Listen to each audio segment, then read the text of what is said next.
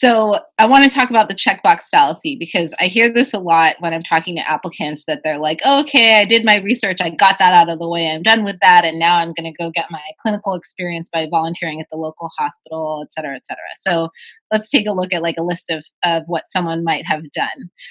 To me, trying to check all the boxes screams out on an application that sounds like this. President of whatever Greek sorority club, spent 1 month studying mating habits of Drosophila native to Costa Rica, builds homes for Habitat for Humanity every spring break, plays the violin in the Civic Symphony, volunteers at the local hospital's gift shop every Saturday. This person is amazing. If you knew this person in college, again, you would be like, hey, you're doing all the right things. You're totally getting in. But if these things were just listed on an application, I wouldn't be able to really see any unifying theme. And there wouldn't be any particular personal story or personality that jumps out of these things. I think importantly, also, a lot of these things are short lived and just jumping on a bandwagon that was pre-existent to the applicant. So like Habitats for Humanity is an important organization and everybody knows about it. If you build houses with them, it's a really great thing. But ultimately, building houses with Habitats for Humanity is not that hard. Having a leadership position in Habitat for Humanity is hard and interesting and compelling. So we'll go through a couple more examples.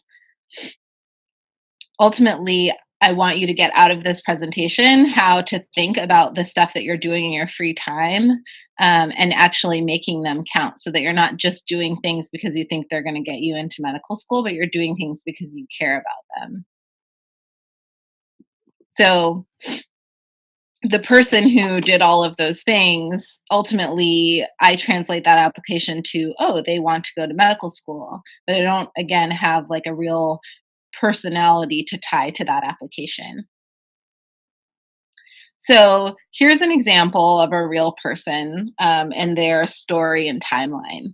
Um, it starts when they're a kid. So this person learned to play piano as a kid and happened to work really hard at it, maybe because her parents pushed her to do so. When she got to college, she took a class in neurolinguistics and she was really intrigued by this professor. She actually talked to that professor after class, found out about what that professor was interested in, and they shared an interest in music. And ultimately, that professor had been thinking about wanting to show the effect or see what the effect might be of music therapy in a hospital setting. She takes on that project because she is engaged with this professor and she's also interested in music, and it seems to her like something really exciting. She ends up starting the music therapy program with this professor, but she's the first person to actually start it, so she gets the credit for it. Ultimately, in her time at the hospital playing music with patients, she and her professor together start to ask the question of what impact is this really what impact is this really having on the patients? And they do the research. So research can be as simple as doing a survey where you actually look at asking patients what their experience is like, or you can also look at outcomes in the patient's disease outcomes. But ultimately, she publishes the patient experience impact in a paper. This is just one thing that she did in college, but ultimately spread throughout several years and ended up with a really interesting result that overlaps clinic and leadership and doing research all at the same time.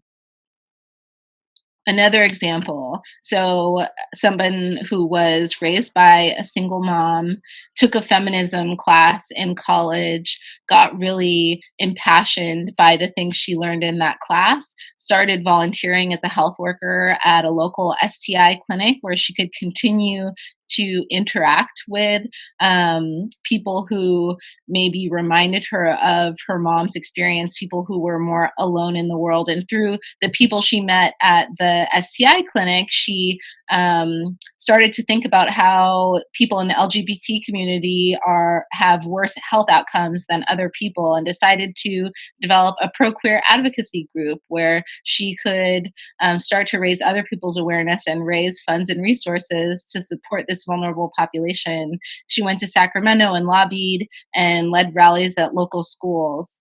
So this person, a real person, did a lot of other things besides this, but ultimately, like, this is the story of a special interest that she developed in undergrad, and how it goes all the way back to her childhood, of about her being raised by just her mom, and how that affected her interests later on in life, and ultimately helped her develop leadership, as well as clinical experience again at the same time.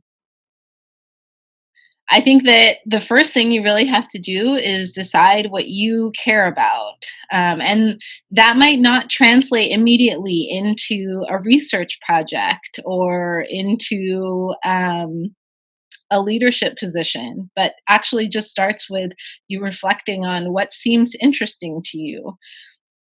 The next really important thing is to find a mentor. So you can't do any of these things alone. You have to have friends who have resources and friends who can help guide you. And a lot of times that's professors. And those are the people who are going to write your letters of recommendation and who are going to be most familiar with you as a person, and will be able to help you and support you through the process.